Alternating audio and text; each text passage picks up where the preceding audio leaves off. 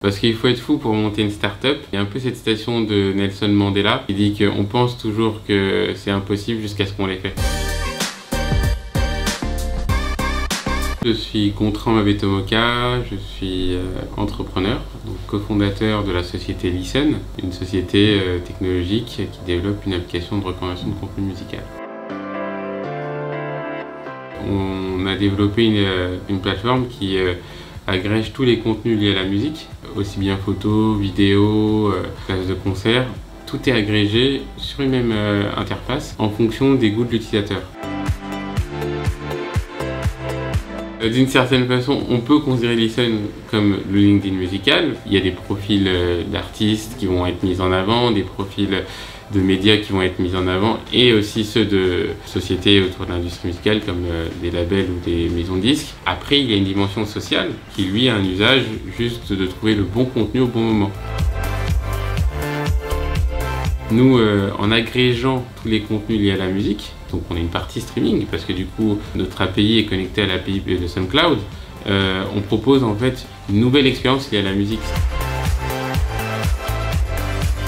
Non, j'ai pas eu d'appréhension, j'ai plutôt une force de motivation qu'il fallait le faire et que c'était une mission en fait.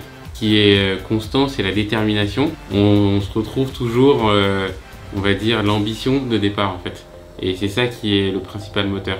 Ce que je tire de cette expérience, c'est une très grande richesse sur le plan humain, parce qu'on apprend aussi beaucoup sur soi. Parce que quand on crée un projet, on n'est pas tout seul, il y a derrière des gens qui vont adhérer au projet.